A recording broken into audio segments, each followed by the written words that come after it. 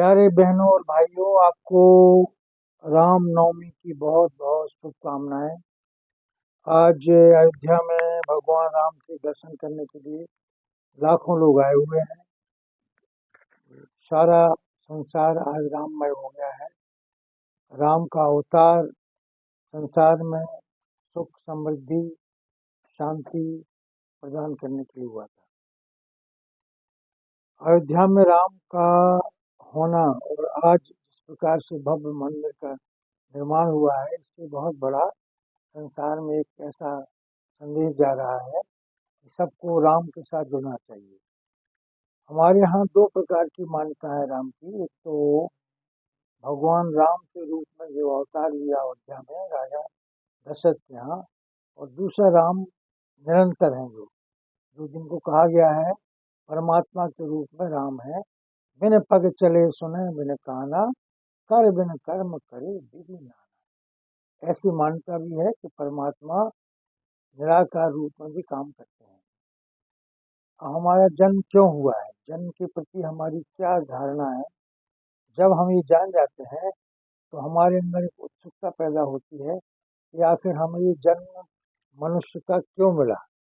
क्या हमारे इस मनुष्य जन्म लेने में कोई हमारी भी सहयोग है, हमें वैसे मिला या हमारे कर्मों से मिला है।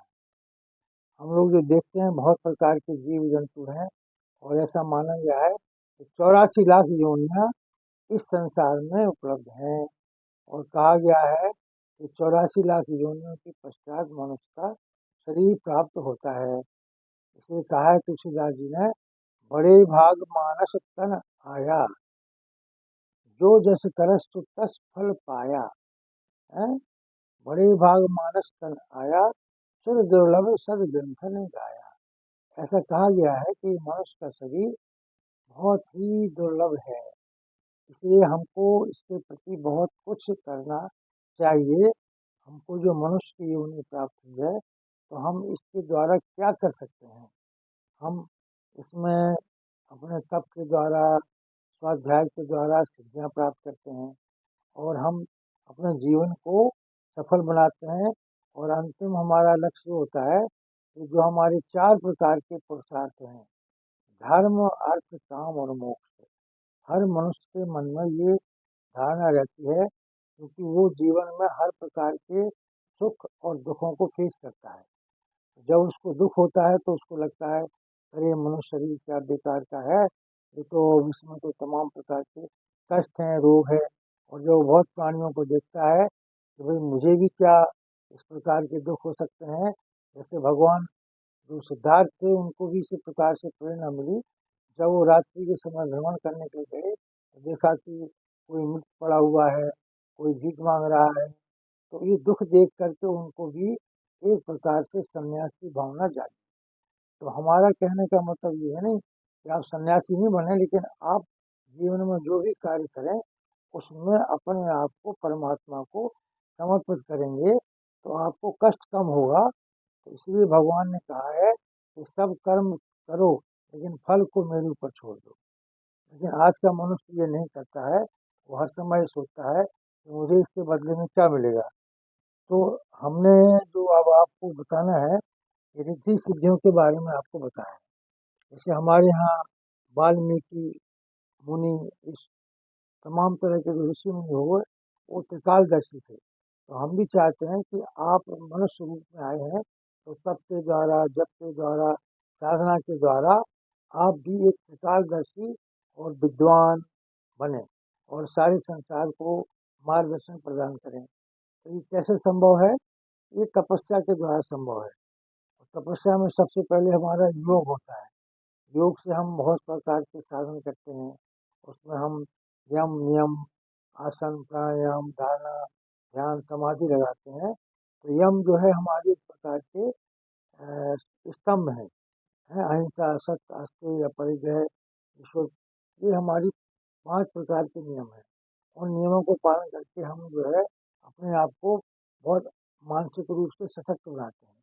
फिर हम उसको रेगुलर करते हैं, तो हम उसमें शौच, इंद्रियों का निग्रह करते हैं, हम स्वाध्याय करते हैं, पूजा करते हैं। हैं? ये सब प्रकार के नियम हैं। आसन हम लाखों करते हैं।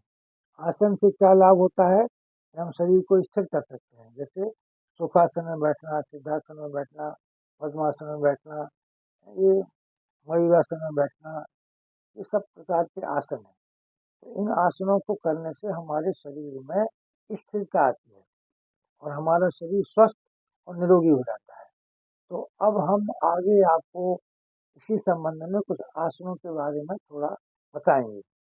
देखिए, सबसे पहले आसन होता है जो सबसे मुश्किल आसन होता है, जो हर व्यक्ति को करना चाहिए, शव आसन।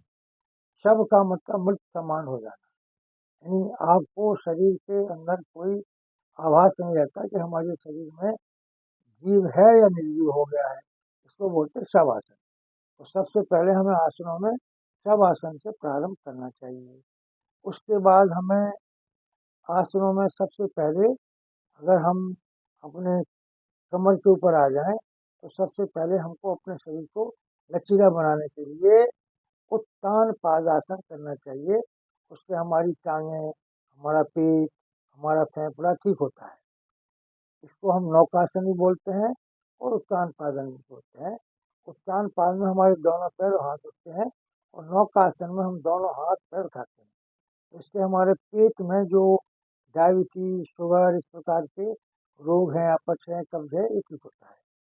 इसके विपरीत हम आसन करते हैं तो हम कंदर आसन करते हैं। इसमें हम अपने आप को, शरीर को ऊपर उठाते हैं। तो इस प्रकार से मैंने आपको 3 आसनों का ज़िक्र किया है। तो अभी हम आसनों के बारे में बता रहे थे। अब हम इसमें करते हैं यम, नियम, आसन, प्राणायाम। प्राणायाम क्या है? प्राणायाम से हम अपने शरीर को बहुत ही हल्का बनाते हैं। प्राणायाम, प्राण को रोकना ही प्राणायाम होता है। और जब आप प्राणायाम सिद्ध कर लेते हैं तो आपकी आयु में वृद्धि होती है। हमारे को 1 मिनट में 15 बार सांस लेते हैं। इसी प्रकार से जो मेंढक होता है वो 1 मिनट में 3 बार सांस लेता है और उसकी आयु हमसे 5 गुना ज़्यादा होती है।